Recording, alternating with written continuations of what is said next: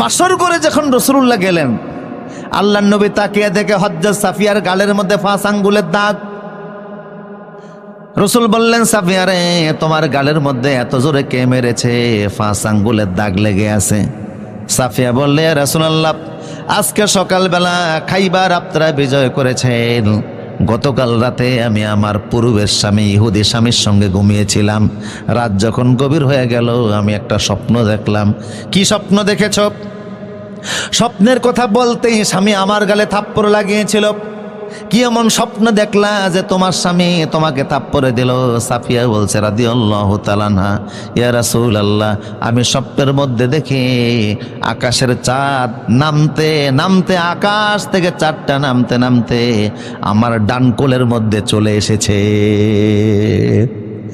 আমি এই স্বপ্ন দেখার পরে ঘুম থেকে জেগে গেলাম। আচমকা আমার ঘুম ভেঙে গেল।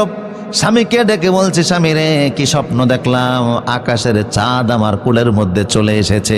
স্বামীর শরীরে যেই পরিমাণ শক্তি ছিল, সমস্ত শক্তি একত্রিত করে আমার ডান গালে 5 আঙ্গুল দিয়ে একটা থাপ্পড় বসিয়ে দিয়ে বলল, আহারে, তোর নিয়ে আমার দুঃখ হয়, তুই তো আমার থাকবি না, তুই অচিরেই মুহাম্মদের স্ত্রী হয়ে যাবি।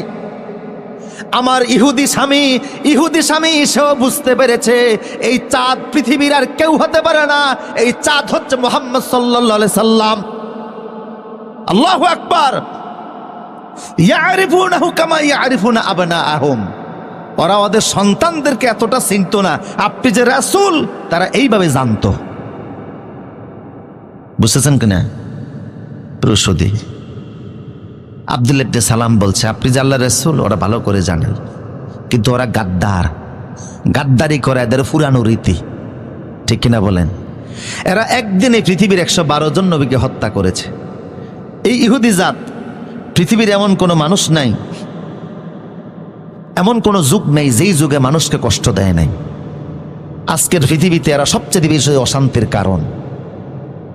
ইউক্রেনে হামলা হয়েছে, আমি যুদ্ধ বন্ধ হইতে দোয়া করি নাই।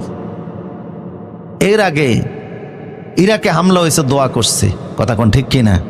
আফগানে হামলা হয়েছে, দোয়া করছে। কারণ ইউক্রেনের মূলত যুদ্ধ ইহুদি আর নাস্তিকদের যুদ্ধ। কথা বলেন ঠিক কিনা?